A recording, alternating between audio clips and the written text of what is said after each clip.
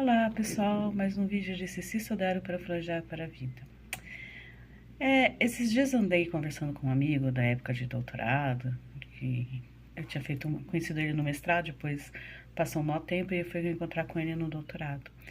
E passou um nosso tempo de novo e a gente se reencontrou esses dias, né, assim, pelo Facebook, pelo Instagram, e aí a gente começou a conversar de novo.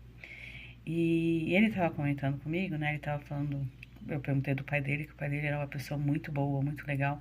Sempre visitava ele quando a gente estava lá em Campinas, né? Que eu fiz na Unicamp, o doutorado. E levava coisa para ele, conversava com ele. Às vezes ele estava com os processos, porque quando a gente faz doutorado a gente fica louco, né? E ele estava passando por uns processos complicados, aí o pai dele ajudou bastante ele e tal. E depois disso a gente acabou perdendo contato e tal. E ele tava comentando que depois da pandemia o pai dele faleceu. E que até a irmã dele falou assim que devia ter sido a mãe, porque a mãe dele sempre foi difícil de lidar, ela nunca foi uma pessoa fácil, né? Sempre reclamando de tudo, nunca tinha tempo para os filhos, porque ela sempre estava com dor em algum lugar. E a obrigação de todo mundo era cuidar dela, né? E adolescente, criança, mesmo assim, eles acabaram crescendo, tiveram a vida deles, né? Então, ou ela ocupava ou o genro ou a nora, né? Tentou realmente fazer de tudo porque ela queria que eles casassem com outras pessoas, que ela achava que era bom para eles. E eles não gostavam dessas pessoas, né? E não gostam até hoje. E a gente tava conversando sobre essas coisas, falando, né? E ele falando que ela sempre falava que ela tinha que ela ia ter um tipo de câncer muito chatinho.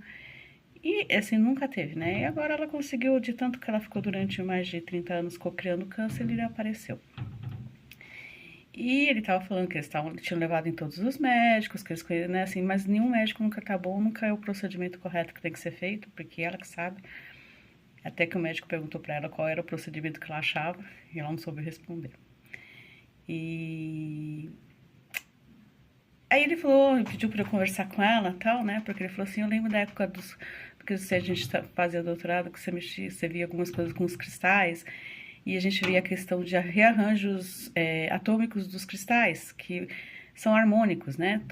Tem a geometria sagrada, que trabalha com os cristais. Então, cada um desses cristais, ele tem um tipo de geometria, né? Então, e cada um deles, a geometria sagrada a geometria que a gente fala, é a disposição dos átomos que trazem essa forma, que acabam formando o tipo